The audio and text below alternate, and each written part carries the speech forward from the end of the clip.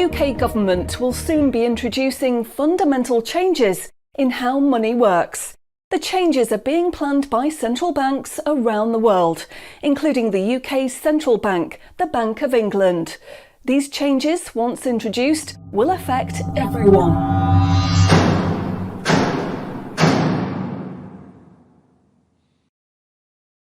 So, what are these changes really about? The changes being proposed will mean that you will no longer have full control over your spending. In fact, what they are planning is the replacement of money with something which is fundamentally different. Therefore, it's not just cash they want to remove from the economy, it is money itself. Pay attention, because if the new monetary system is allowed to happen, it will be very difficult to reverse and could mark the beginning of the end of human freedom. In order to explain the changes that are being planned right now for your tomorrow, let's explain a little bit about how your money works today.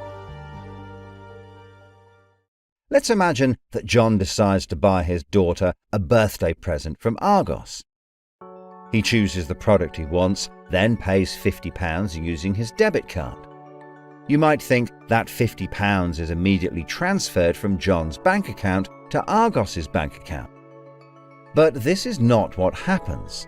A record is created showing that John's bank owes Argos's bank £50, and John's account will even show that the money has left his account, but the actual transfer of funds does not occur at the time of purchase.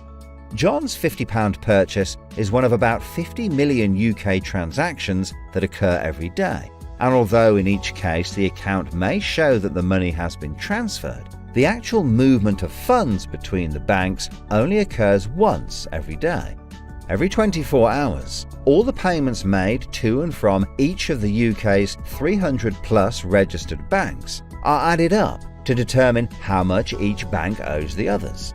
The Bank of England, which is the central bank that all other banks in the system are connected with, derives the total amount that each bank owes and is owed for that day. The Bank of England then intermediates and exchanges funds between all the other banks. So the Bank of England does not know anything about John or the £50 he spent on his daughter. John's money is just a tiny part of a huge transfer of funds. This means that the only organisation that can see what John does with his money is his own bank.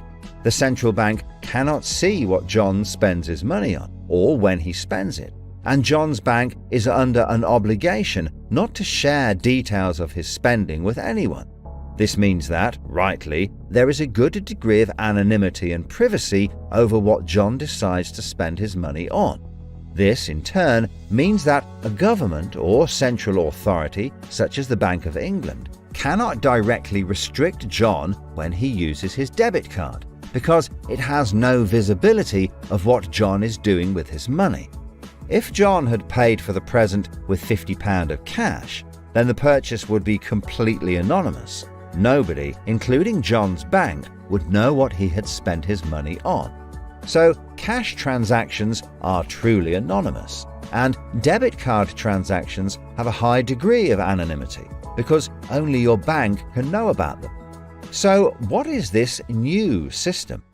The name of the new system is called Central Bank Digital Currency, or CBDC. It sometimes has other names, such as smart money. Here's how it works.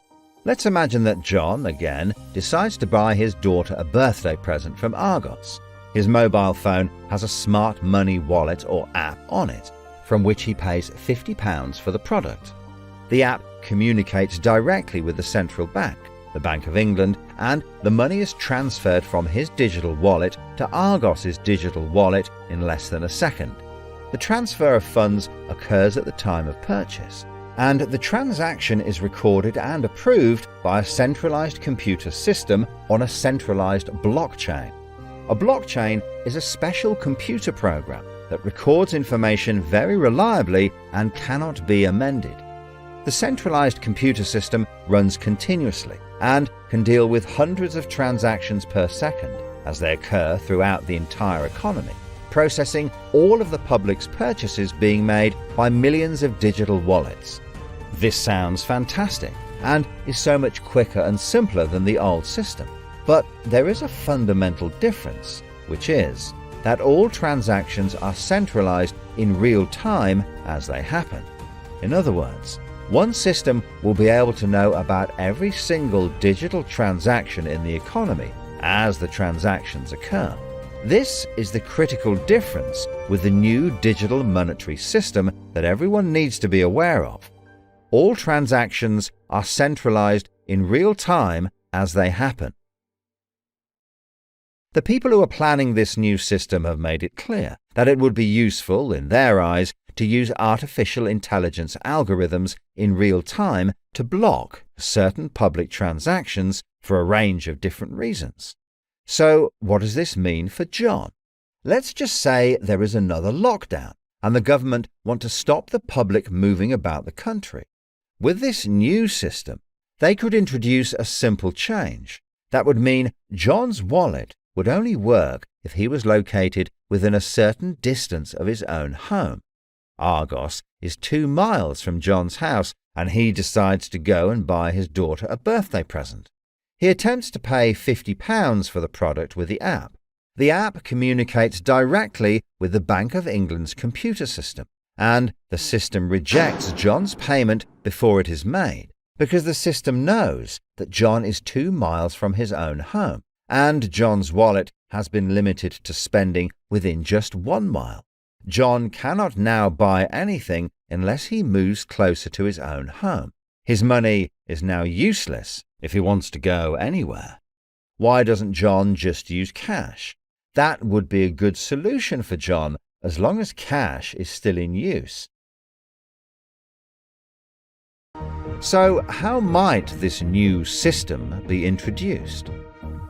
The Prime Minister called an emergency meeting today to discuss the unprecedented slide into economic recession in the UK and global economies. Inflation is out of control, and high interest rates are causing thousands of house repossessions. All cash points and over-the-counter cash services are now frozen, and millions of people face losing their life savings as a number of high street banks are declared insolvent. The government and the Bank of England are accelerating the introduction of a new central bank digital currency, which all bank customers in the UK will be able to receive in exchange for their existing money, which in many cases is now unobtainable from their bank accounts. The government say that the new digital money will help the economy recover from recession and will be used to bail out public and corporate money currently held in millions of bank accounts by banks that are at the point of collapse.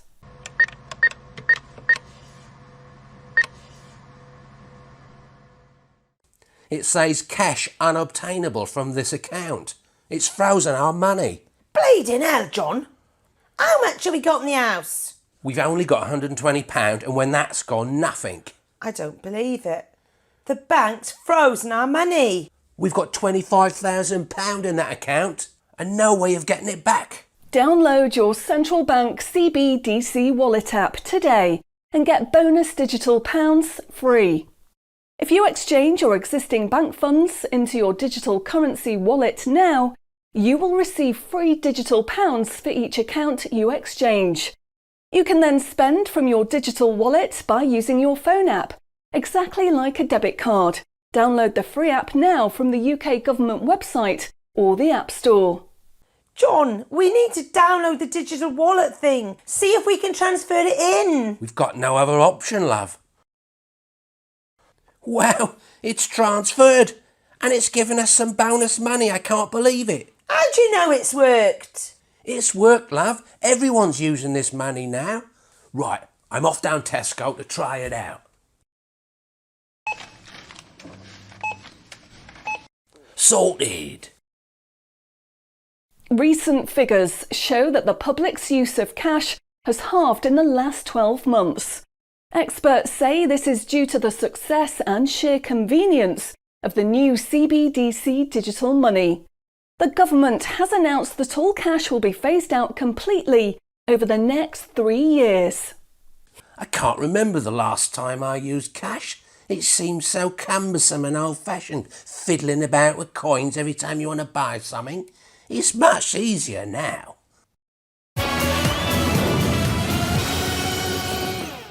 Have you seen the remote control, love? Look what I found. Remember these? What are you going to do with that? Well, I don't know.